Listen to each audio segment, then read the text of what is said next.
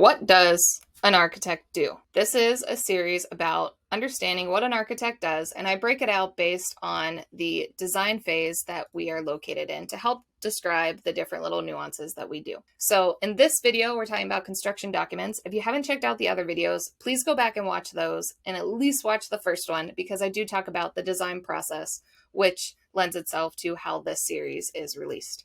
So let's dive into construction documents. So in design development, I started talking about you're starting to elevate, draw sections, details, and you're bringing in different information. And construction documents is all about refining and getting even more detail. Hello, I'm Caitlin Rosier, a licensed architect and founder of Mentor. Mentor Dino is your go-to resource for professional growth and development. In 2023, I launched this YouTube channel to share experiences, stories, and resources with you. But I need your help to be able to host live panel discussions, interviews, on-site trainings, and mentorship groups. I need to hit 1,000 subscribers to be able to do that on YouTube. So I'd really appreciate your support in hitting the subscribe button below and letting your colleagues know about this resource. Let's build a brighter future together. Welcome to Mentor Dino. Now let's dive into the discussion. What does an architect do? This is a series about understanding what an architect does, and I break it out based on the design phase that we are located in to help describe the different little nuances that we do. So in this video, we're talking about construction documents. If you haven't checked out the other videos, please go back and watch those and at least watch the first one because I do talk about the design process, which lends itself to how this series is released. So let's dive into construction documents. So in design development, I started talking about you're starting to elevate, draw sections, details, and you're bringing in different information. And construction documents is all about refining and getting even more detailed. So a lot of the times you can draft for ages, but construction documents does create an end. There is an end to construction documents where the set goes out for pricing and bidding by the contractor, or it's bid out to a bunch of contractors to figure out who wins the work. So during this phase, you're trying to make sure that any other last scope items are captured, you have proper details, there's sections in different areas, and you're really diving also into the weeds on coordinating with your engineers. So there's a lot of what we call clash detection meetings during this phase to make sure everything will fit. Thankfully, we model generally everything in 3D. So we can understand when a duct runs through a pipe and both of them, including a light fixture, all wants to be in one drop ceiling tile. The architect is going through and helping this coordination process and bringing people together and understanding what needs to go on. Sometimes there's just not enough room for all the trades to get up there and above the ceiling, and architecturally we need to know when we can lower ceilings, where we can add bulkheads to wrap around stuff. We may be diving into acoustics to make sure that vibration noises are working okay and not going to disrupt anything. So this is a lot of refinement and getting down to the details and nitty-gritty. And in this phase, you are finishing out your construction documents. Some of your details in the design development phase may have not been fully developed or fully noted and detailed, and this is where you need to finish that work and get there. Now, again, you could just keep drafting and detailing for eternity. That bid set deadline is the deadline that pushes you to get the job done, or else you could spin your wheels forever. So I just want to make that fact that no drawing is perfect. You will miss something, and no project is 100% done. It is not possible, but we make sure we can grab as many components as possible and make sure we call out any sort of narrative or design at that point, but we really try to make sure that we've got details associated and our specs can also grab on the performance side as well. Now, for some projects, depending on their size, they may have two parts to construction documents. They may have a 50% construction document set and 100%.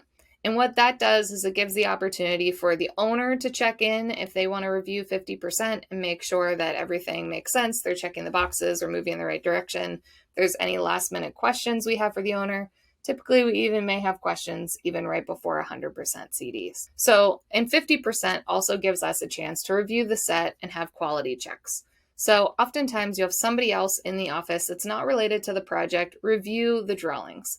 They're trying to catch what's missing, what scope isn't defined, what doesn't make sense, is there code things the team may have missed, and just to make sure that everything is put together in the right spot. So you'll likely have a quality check at the end of DD, 50% CDs, and 100%.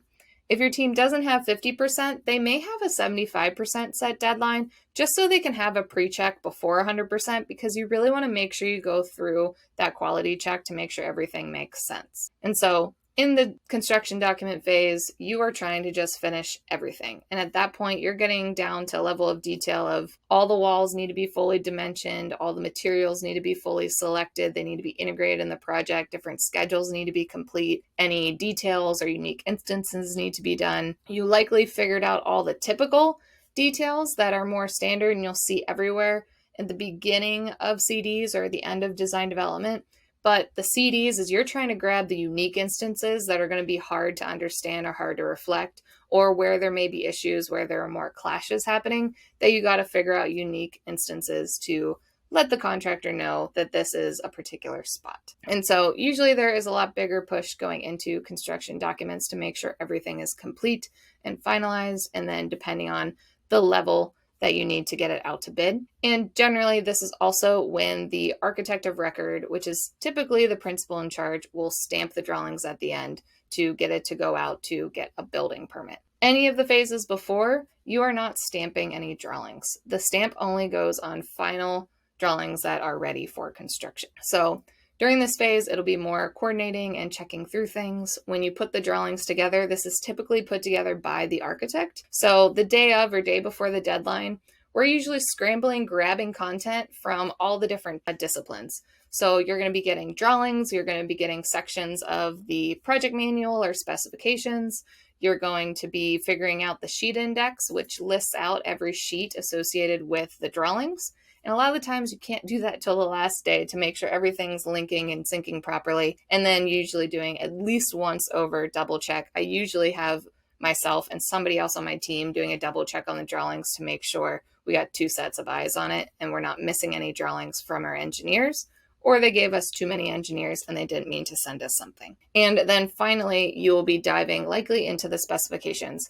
As a young professional or recent grad, you will most likely stay in the drawing side, but you may get glimpses into the specifications, and the specs can be put together potentially by a spec writer within your office if they have one, sometimes by a spec consultant, or you may bring in other consultants to write certain specs for you. Oftentimes there'll be a door hardware consultant because door hardware is a whole animal in itself. But you may be getting in there to make sure that the specs make sense. You're usually double checking that the finishes listed in the A9 series match what's reflected in the drawings, because there may be differences between the specs and the drawings, and we need to take the time to make sure there are no discrepancies, or we're going to get a question during construction. I hope this gave you a little insight to what we do in construction documents. It tends to be crazy to get everything done. Your team may even increase if you need some more help trying to get some drafting details done. But I actually always like construction documents because it gets us to that final detailing stage.